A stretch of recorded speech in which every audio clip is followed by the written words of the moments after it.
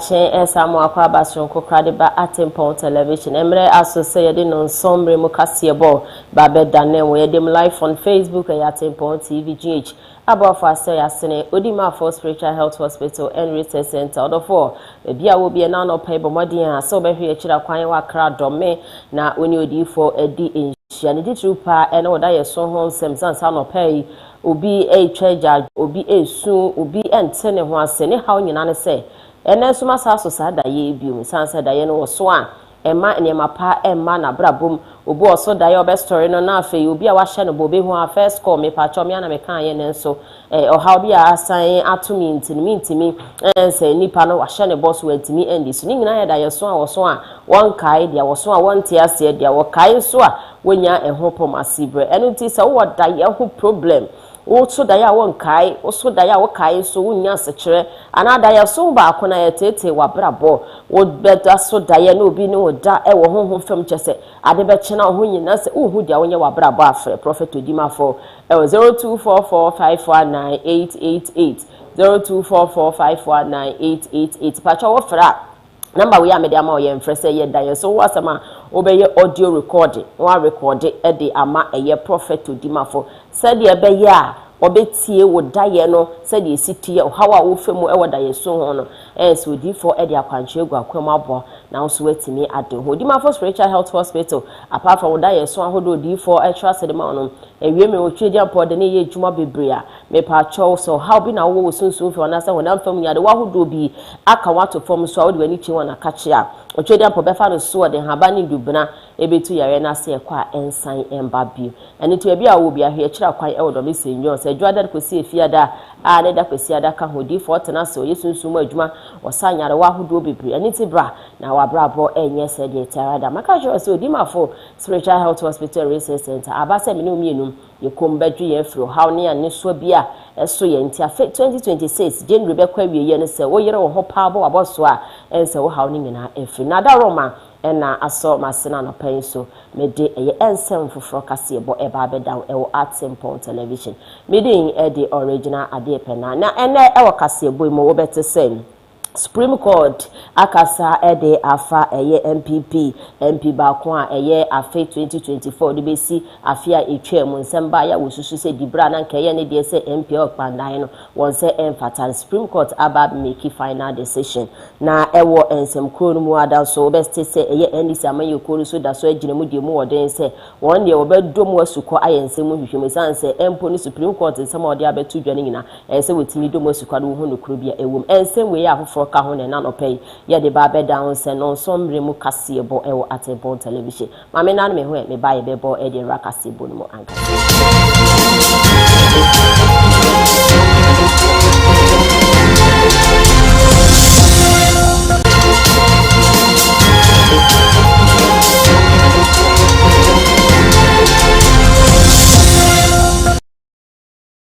afe ye bo e de ra kasebo no mo ankasa na ye de ni e kiremo ewo MPP amayoko no se ye be ka ye ho kakra de afe 2024 de be si afe etwam 2025 no na mentemi ho ase bi ekoso e ba no ne a obeye MP e de ama eye kpandaya na eno enam so na NDC amayoko no bi esusu se peni a ye ma no akwenya se wono enam memeye MP enfama eye kpandaya no na onse mfata di brene sanso osusu se mra wogu sukura pa working papers no won ankanya nwie kura ena wo ma no akwenya se wono womra enam memeye MP enam sa so ntine na wosusu se nkese se eye high court kura timidi asem nenso asem no kopiemu e wo high court na wo chem se high court e ni sa atumi na obesi gina ye eno achi no ensan eba be ebedu eye Supreme Court enim asese ame no ekase de Supreme Court esesu dua pa se eye ye Ramatiu yandam wose efata pa se obedi ni dibrese MP edima eye damba yenko ni kotense no nchumo because it's clear that the people wanted to change the will of the people of Bandai,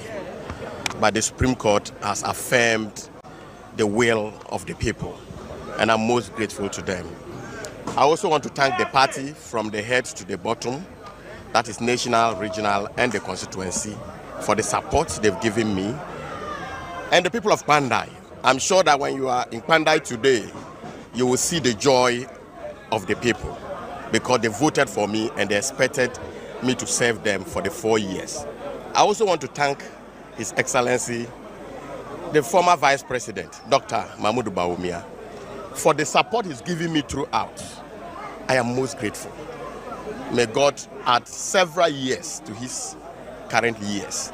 And I know by the will of God, he will serve this nation one day. Prana NDC Amanyoko Miche the National Democratic Congress Amanyoko no esusu se emfa ho krampo ni the Supreme Court aka nyina no wo mo ebese fata pa se wo he eye judgment anasa temu a ekọ edema eye ye papa se ya je no atum se wo no na eye MP edema eye dambai yes say no pandai pachonya dambai pandai ya papa wo no na eye MP edema wo mo no wo mo susu pa se emfa wo se Supreme Court ade atum se wo no na se fata se obedi wo be sa so ado asem no mu asuko ankasa no wahwehwe me sa so susu se judgment anasa atembu a Supreme Court de ba ye no one day e shada nse no mutirimu sa ento obokoso ado mu asuko no wahudi atwi mangasa ampa se fata se ye ramati wo no na enye pandai omo MPD a ene na se ente sa de ndisi Amanyoko ni se won de nya de wo be homeda obedo mu asuko no wahudi atwi mu ankasa. As a party, we are aggrieved by this decision, and therefore we will advise our candidate in the matter regarding the next step to take. But the court is a court of equity and of law. We should be interested in the Gazette notification published by the Assembly Press under the authority of the Electoral Commission that was brought to Parliament, for which people like me were sworn in. That cannot be a gazette that will be discounted by the court, because it's a public document. The MPP cannot benefit from that gazette notification and come to court and say that that is not the proper document. You see, the MPP, when the Tamale court gave their decision in our favor, they called the court a kangaroo court. Today, when they got the court decision in their favor, they are singing the praises of the court. But we are law-abiding. We want to urge our teaming supporters, both here and in Pandai, to remain calm. This is not the end. This matter is not the end. The ruling of the court will be filed according to the court's own decision by the 6th of February. When we obtain the ruling, and that's the certified true copy, and we study it, we will advise ourselves. There's a review option. So this matter is not ended. Yenada yenim se eya afi ya yesimi de na kire se afi bia se de ye no de wani atwemu ewo ya hoba mbonko ahodo no mu ana kire se wona wani agi eye security services ahodo ni nyinada na aban ma omo akwenya se be ye omo so de ye omo ni suade hu natimi abemu de amana wo process ana se akwanya hodo bebra ye de omo efamu se de be ya oba be ye security personnel ana se bi ahoba mboni mapa ankasa me no eka se police for de omo de asha so also na fire service for the so ongoing eguso ekoso na no na enam so a minister for interior Yera Mohammed Muntaka Mubarak ababe kasa sanse na nkrofo bebre kire se o ade ye se minister wutimi agina nchani akase ye na asa wo de ho hihye mu kra dodo na no nam so ababe kasa se ntisa nye se bia wo de ne ho hihye mu na se wo ntwe ne ho nyina nchani na mom de wo ye nyina ne se bro ni be kasa monitoring wo mo de ye monitoring road na kire se wo eje ye adwuma na kasa de ahye security personnel say omundi djuma na nanso wontimi entena fie nyanhwe ha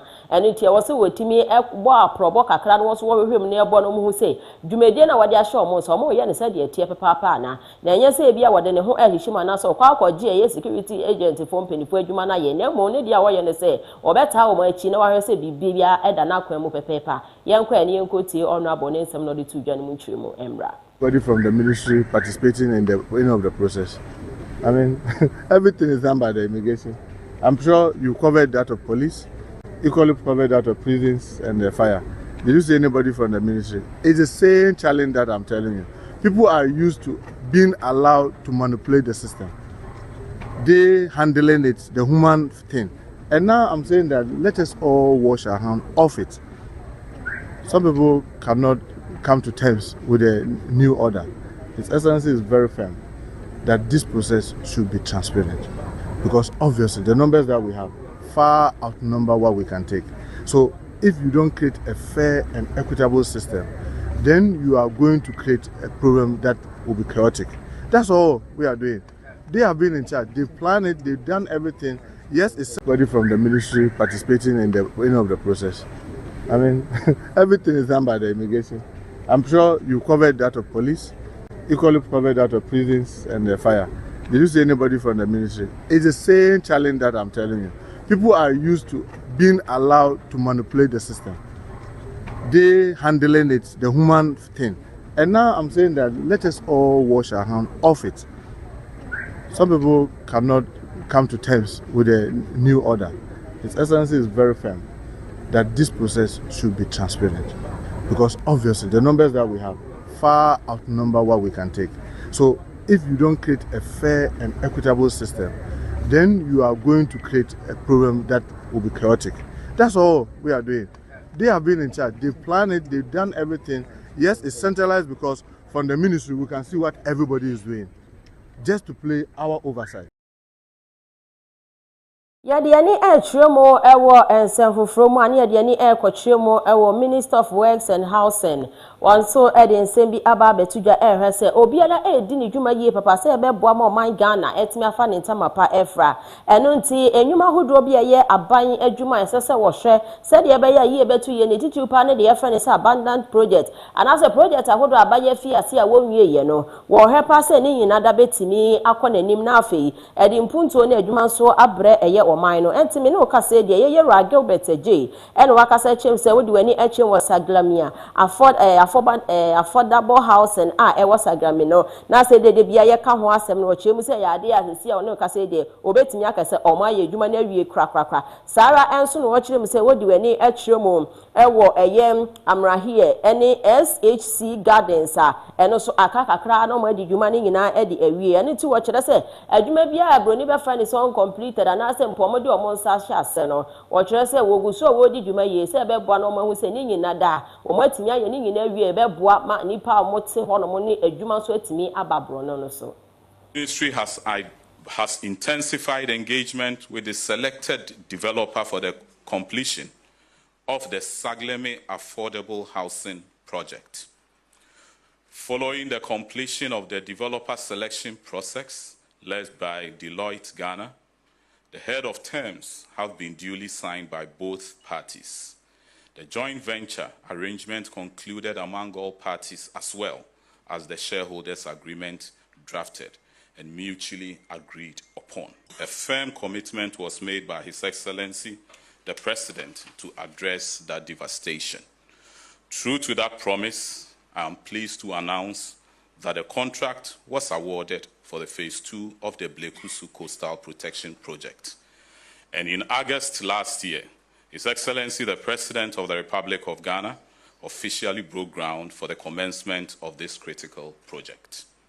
Currently, the project is 25% completed, and calm has already been restored along the coastline.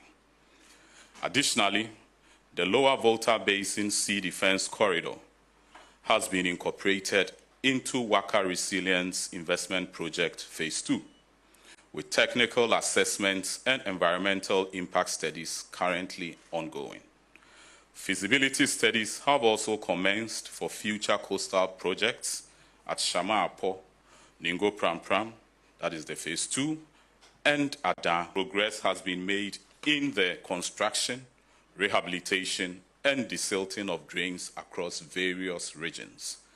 These works have contributed significantly to improving the capacity of drainage systems, thereby reducing flood risk in identified hotspots.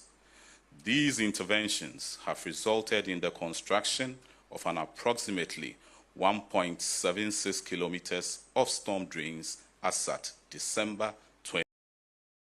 Diani Chiremo Ewo and Sanfufromo and Chessie Diani Beko Chiremo Ewo Northern School of Business ya Chantiania from St. Nobisco or more and away the Atorenchem and ato a year and ma a one girls dormitory yan in Tessa and Adri a jar ato one moment no and I'm soma and crane Chiremo say one book somebody best ya dear. and afei so provisions kakra omodi akọ mu school ntade niema efo mu school hu de bebre eja na hye ne se ejurebe na enije sema ewo mu ne se obi bia ni ho a ne ho eka ye na emu majapade de asai pa na eno enam so masuafo a wono bi school obi ni mu abekasa eche mu se wo mo ewo final year we ye final year student for mo dormitory ena eja na to e ma nyema nyina hye nti wo kire se won so sesi omo ho mo ka akotwe omo final exams enti e wo mo mbesua na mpobro ni bekasa sound mind so menya adwome fine kwade atena se esua de no we na be ye omo adwenje pa enam so masuafo ne kasa echi no achechwerefo wo so de nsembe tu dwasra aban ne se wo meye omo mo apa se be ya nkora yi ombenya adwome fa atimi atena se esua de na afei omo wase mba betwe ne kro matimi esua de na matimi atwa ne yie. My friends working in front of the girls' dormitory. And then suddenly we saw that the high tension, the wire cut down. So when it cut down, then we saw sparks of fire. Then the food lab, then the bulbs inside started exploding. So then the girls shouted and they came out. So they thought it was just a minor incident. Then they went back inside. Then suddenly the infection got to the dormitories. Then the first dorm, the bulb there started exploded. Everything of ours have been burnt.